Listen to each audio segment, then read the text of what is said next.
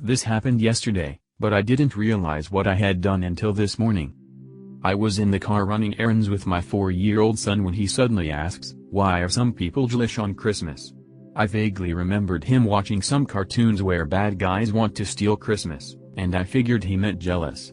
So I told him, "Well, those people are not nice, and they're greedy, and they want all of the toys for themselves and not share, and I don't want you to be like that at all." He seemed to accept this and the conversation moved to something else. This morning my husband asked me if I told our son that Jewish people wanted all the toys to themselves. I immediately realized what happened. My son's daycare celebrated Hanukkah last week by coloring menorahs and making dreidels, and he was curious about Jewish people. TLDR, my son asked about Jewish people, but I thought he said jealous people, and I explained how greedy those people are. Edit, Part 2, the update www.reddit.com web link. Okay, so this happened several days ago. I got out of a relationship about a year ago and impulsively went searching on Reddit in the r/r4r. I live in a small town in the US and it hasn't been easy for me to meet anyone because of restrictions and my own fear of getting COVID. I end up finding this girl that seems kind of intriguing. We come from similar cultural backgrounds and seemed to have similar interests and everything, and our conversations were going well over text. Plus, she was located 15 minutes away from my house.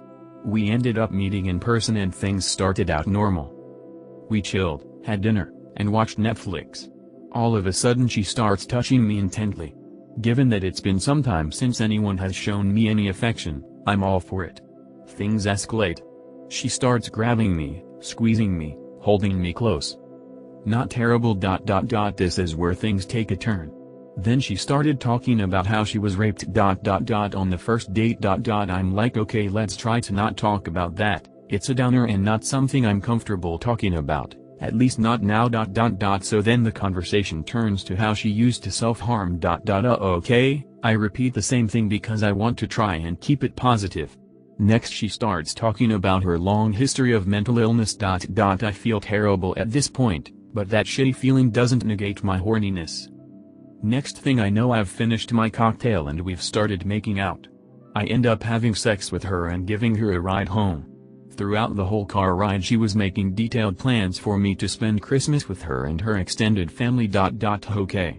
When she got home, she told me how much she loved me and that she wants to move in and change her job so that she can be with me. I have met this person once. Now I don't know how to tell her that I'm a bit uncomfortable seeing her anymore. She seemed nice enough, but she came on super strong.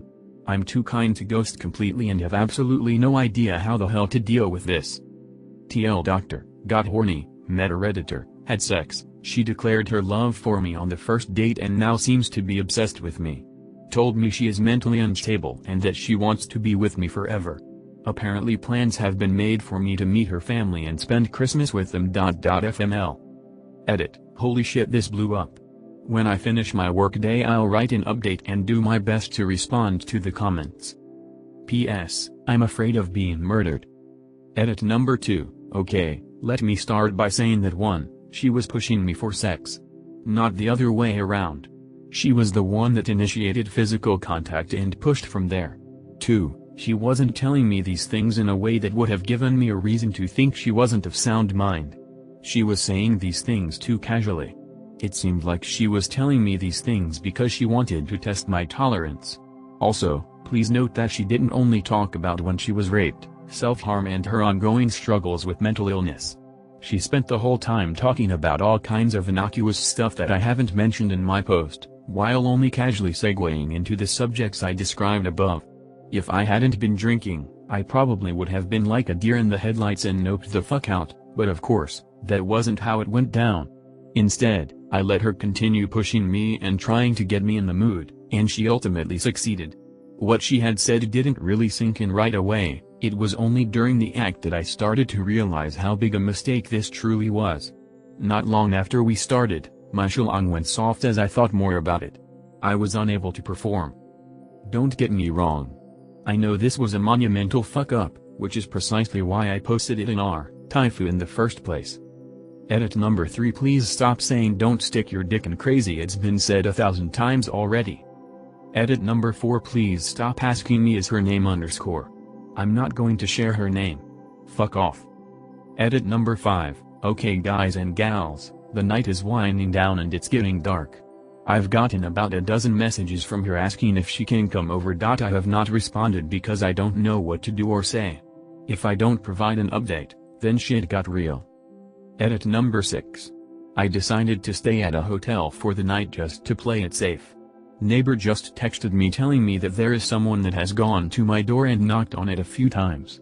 Apparently a letter was left taped to my door. I'm not home and my neighbor is afraid to touch it. Edit number 7. On my way home, we'll open the letter when I get there. Edit number 8. Part 2, update www.reddit.com web link. Obligatory it didn't happen today, happened over the last few weeks. TL, doctor, had the bright idea to drink a grotesque amount of water daily. Flushed all the sodium out of my system and had a miserable month of GI issues. A few weeks ago, I saw an interview on ESPN about Kevin Love's diet, and he mentioned that he tried to drink his weight in fluid ounces every day of water. I play basketball often and am trying to clean up my diet, so I immediately thought, wow, what a fantastic idea. I should try that. I invested in a 52 ounces water bottle and tried to drink it 4 times daily.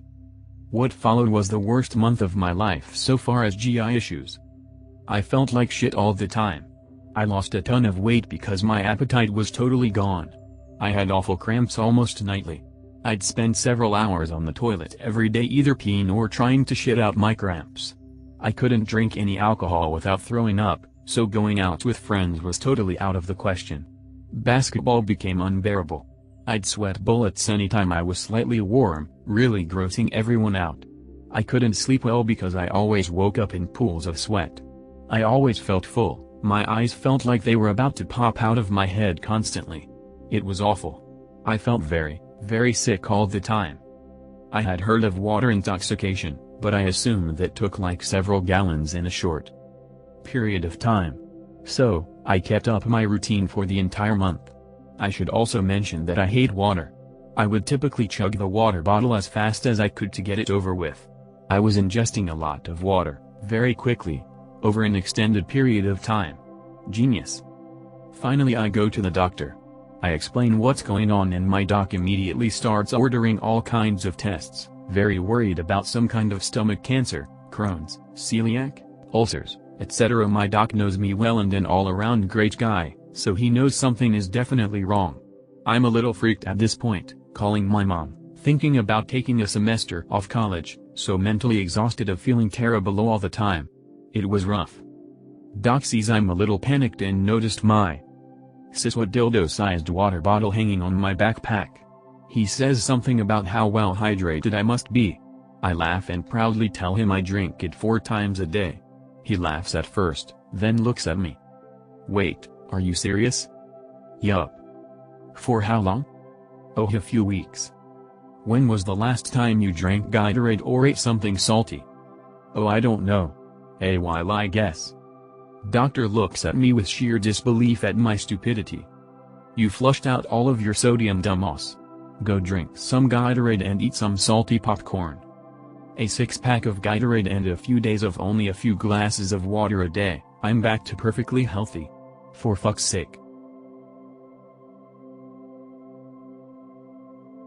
Tifu, by answering the house phone showing an unknown number asking for my stepdad. Now for some context here, even after his death last October 2020 we received several telemarketer and scam calls asking for him, so when I answered I didn't think it would be anyone we knew. After answering the phone, and assuming it was a telemarketer I bluntly and coldly said to the caller, "Oh, he dead," and hung up. They called back 30 seconds later and explained they were close friends of his and someone I had actually met and who had gone to their house before and had dinner and were pretty close over the years. Turns out that this was someone who had become a close friends with my stepdad while he was going through chemo at the same time as this caller's wife. The reason he didn't know up until now that my stepdad had passed away is because he was trying to reach my stepdad's number, which is no longer in service, and eventually found the house number which he ultimately used to get to me. I immediately felt mortified and apologized profusely over and over. He understood and said it was okay, but I could not help but feel like a total asshole for the blunt unfeeling way I declared his death. Now I just want to abstain from answering any phone ever. And #X200B. TLDR, told a man one of his closest friends died and hung up on him.